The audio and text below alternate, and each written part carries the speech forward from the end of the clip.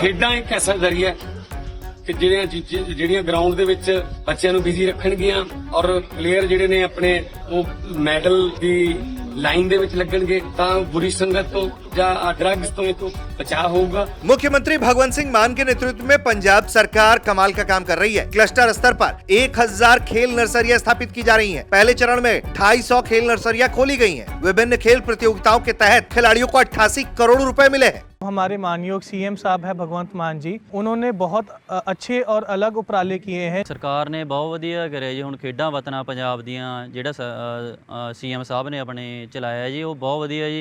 छोटे लेवल तो मतलब बच्चों लिए बहुत वधिया जी। पेरिस ओलंपिक में हिस्सा लेने वाले पंजाब के 19 खिलाड़ियों को 12.5 करोड़ रुपए दिए गए। एशियन गेम्स में हिस्सा लेने वाले पंजाब के 58 खिलाड़ियों को 29.25 करोड़ रुपए दिए गए। 11 दिग्गज खिलाड़ियों को डीएसपी और पीसीएस की नौकरी दी गई। बांग्लादेश की अंतरिम सरकार हर उस देश से संबंध सुधारने में लगी है जिससे भारत की तकरार है। जी हाँ, पहले पाकिस्तान और अब तुर्की।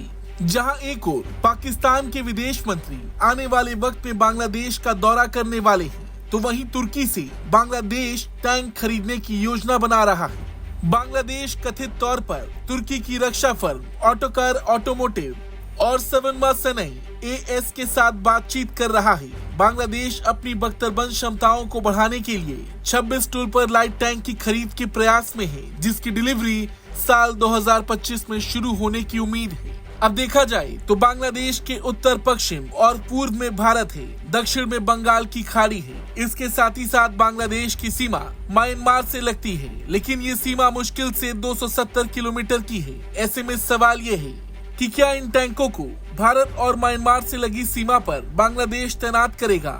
हालांकि तुर्की से टैंक खरीदने को लेकर जब भारतीय विदेश मंत्रालय के प्रवक्ता रणधीर जायसवाल से ये सवाल पूछा गया, तो उन्होंने कहा कि पिछले दिनों भारत के विदेश सचिव बांग्लादेश गए थे और वहां उनकी बैठक हुई थी। हमने ये साफ तौर पर कहा है कि भारत एक लोकतांत्रिक, स्थिर, शांतिपूर्ण व प्रगतिशील बांग्लादेश का समर्थन करता है। हम परस्पर हितों पर आधारित सकारात्मक संबंध चाहते हैं। जहां तक सुरक्षा से जुड़े मुद्दों का सवाल है, तो हम पड़ोस में होने वाली हर गतिविधि पर नजर रखते हैं और जो भी आवश्यक समझा जाता है वो कदम उठाए जाते हैं।